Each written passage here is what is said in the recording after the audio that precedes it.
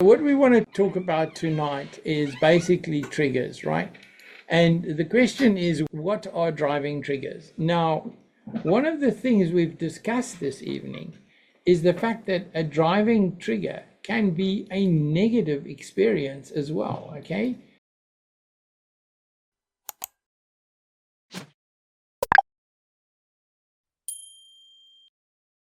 So a driving trigger can be a negative experience.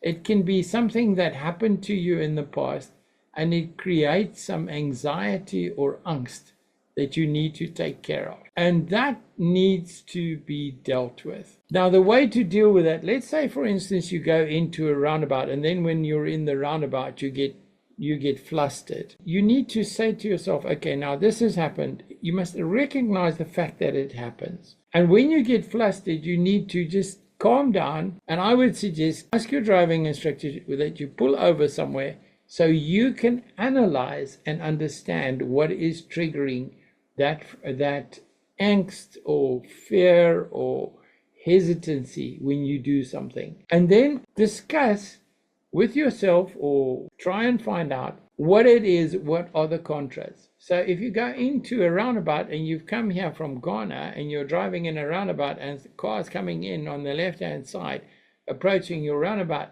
invariably you might actually stop. That trigger has to be dealt with because you can't do that in the UK because the priority will be set by your position in the roundabout. You don't have to be dealing with the motorcycles, the guys running, the guys pushing carts, the donkeys, and all the rest of the things coming into the roundabout, because that is a trigger that has now created a problem for you. So there are negative triggers and positive triggers. And the thing is to try to get into understanding the negative triggers so that you can deal better with the positive triggers. Okay, so a driving trigger is a mental cue. This is what is a trigger. It's a mental cue that helps you react instantly and correctly to road situations. Inaccurate statement from what we have just said. It can be also a negative reaction. In other words, you get a fear situation developing. I know that my wife, who was in a car accident, when she was, a truck had pushed her off the road. There'd been a massive traumatic accident as a result of that. And for years afterwards, that would trigger angst and fear in her whenever she overtook a truck. She was very, very fearful of overtaking trucks because she had this trigger that would happen when she was overtaking the trucks. But in a positive vein, setting up triggers is important. In other words, knowing when to do a trigger when you go into a situation like a roundabout or a yellow box or a box junction or a keep clear, these sort of things. And we're going to discuss some of those this evening just to show you that. Triggers help with anticipation and planning, so you can help with anticipation and planning. They allow you to recognize hazards before they happen. So what your triggers would be as you come up to a roundabout, you know you need to be looking to the right. Okay, I'm coming up to a roundabout, I'm going into a roundabout. My trigger is look to the right, make sure it's clear. See the giveaway line, see the point of the roundabout. My trigger is that. That is one of the things I have to do. And there's a sequence to those triggers. Experienced drivers set up triggers naturally, but learners need to develop them consciously. You see, when you're learning to drive, the instructor sitting with you has got a system and a repertoire of triggers already. And your job now is to develop your own set of safety triggers and have a habitual process of doing things so that things happen. So when you're coming up to a roundabout, you immediately look for the leaderboard to decide where you're going. That is a trigger. That is a trigger mechanism. Then that will tell you, when you look at that and you look at the roundabout as you approach, now you need to know what type of roundabout it is or how you're going to deal with it. And then there's a whole lot of things that will happen afterwards that will make that more effective and efficient. Okay, guys, so triggers are things you put in that are there for you to be able to understand what to do. Now, the reasons you have triggers and why they are important, and I want to go through this with you very carefully. The first thing is it reduces hesitation, because when you see the roundabout, when you see the mini roundabout, you already have a planning schedule of how to deal with that.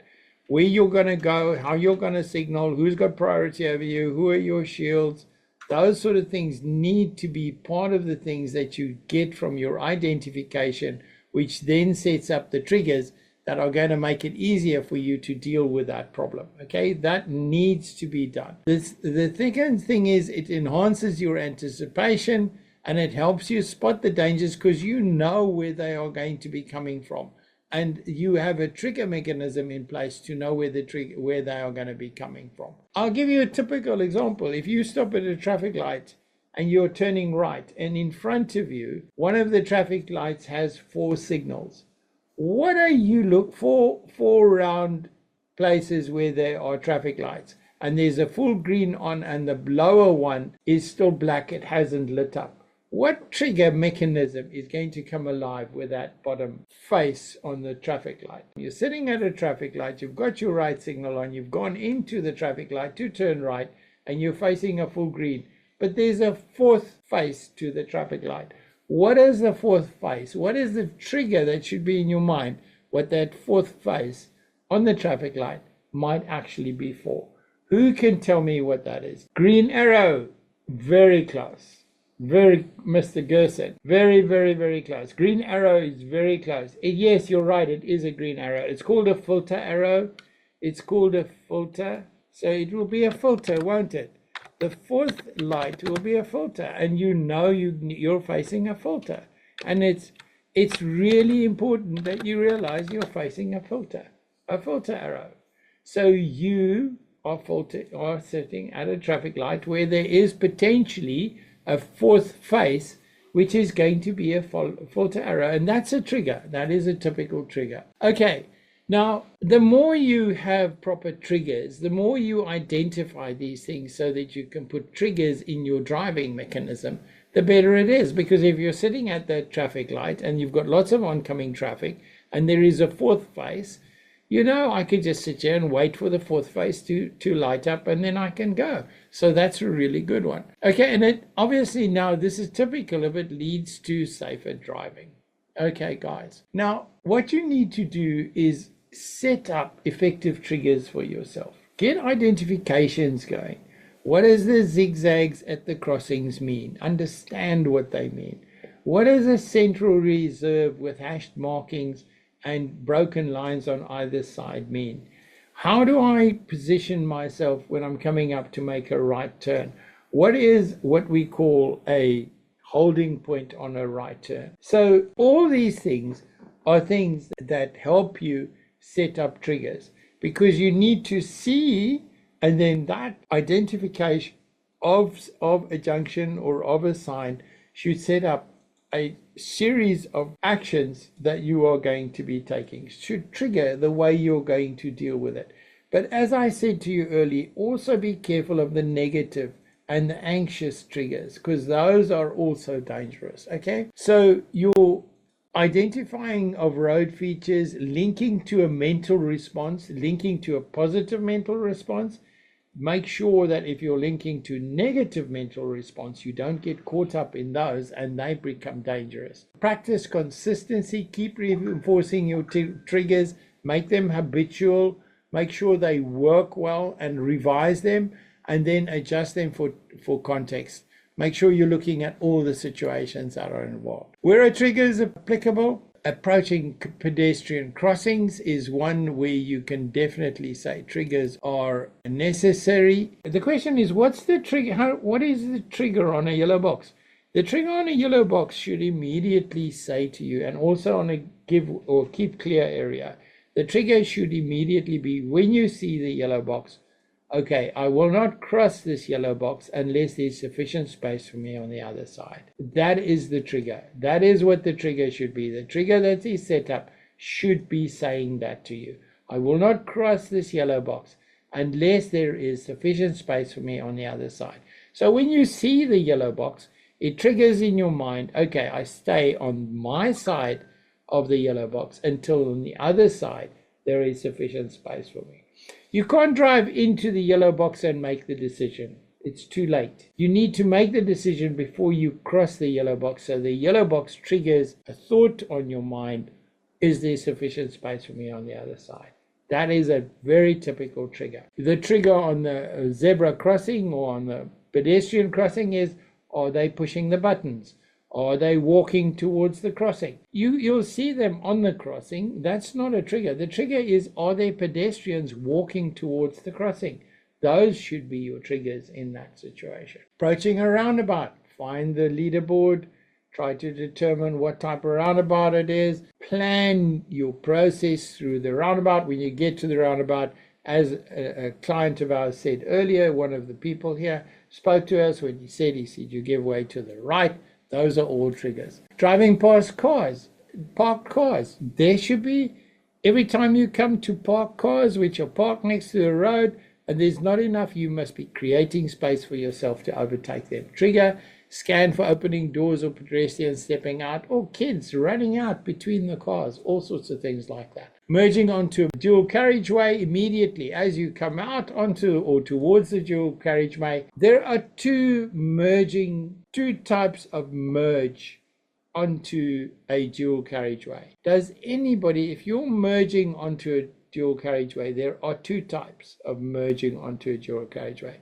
Does anybody know what those two types are? Two types of merging onto a dual carriageway. There are two types, and you need to identify them early so you know what actions that should trigger when you're merging onto a dual carriageway. Who knows what they are? Anybody? Okay, guys, I'll tell you. The one merge is where you are merging into a lane that is already established on the dual carriageway.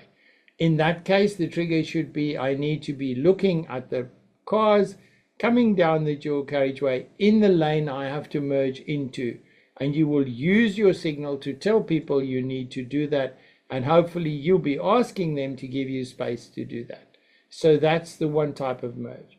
The other type of merge is where the lane you are using to merge actually becomes a lane on the dual carriageway. That's a very much easier way of doing it because you won't have following traffic coming down the carriageway, which you need to negotiate as you go onto the carriageway. So there are two. The one is you're merging into a lane already existing on the carriageway. And the second one is you're merging into a lane that is going to now open up as you merge. In other words, your merge becomes a lane on the dual carriageway. And those two triggers, you should actually be able to identify which one of the two procedures you're going to use in that merge. Okay, we've spoken about pedestrian crossings, looking at the place. We've spoken about yellow boxes, having a trigger, what your process is with a yellow box. Really important, guys. Don't start looking, oh, there's a yellow box, I shouldn't be on it. That's the wrong trigger. That is completely the wrong trigger. It's not a question of you shouldn't be on the yellow box. It's a question of there should be enough space for me on the other side of the yellow box before I cross the yellow box. That's the correct trigger. Because you can't change your action once you are on the yellow box. You can't. You've already transgressed the action. You need to put in a trigger. Oh, there's a yellow box now. What do I have to do here? Immediately you know I mustn't go across the yellow box. That's a beautiful trigger to have when it comes to a yellow box. Okay, then meeting traffic in narrow roads. This is a really interesting trigger actually. Meeting traffic in narrow roads. You need to look ahead for passing places. So when you see an oncoming traffic, but your trigger here should be, how do I control this situation? How do I allow the other vehicle to come through so my position is not jeopardized? That's the type of trigger you want to put in there. Okay, our triggers improve. As you use your triggers, check them for viability. Check your triggers for viability. In other words, use your triggers, put your triggers in place and use them for viability. Develop your own set of triggers so that you can use them and see how viable they are in your driving. Okay, it's going to demonstrate anticipation and planning, having proper triggers as part of the identify mirror signal maneuver, which we have discussed before.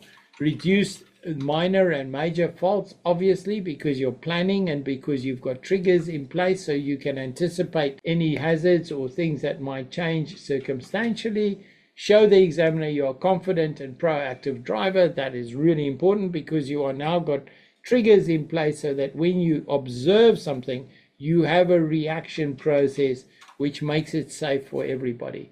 And then it makes your independent driving much easier because nobody needs to tell you what to do. Final takeaway, mastering driving triggers will not only help you pass your test, but it will also make you a safer and more confident driver.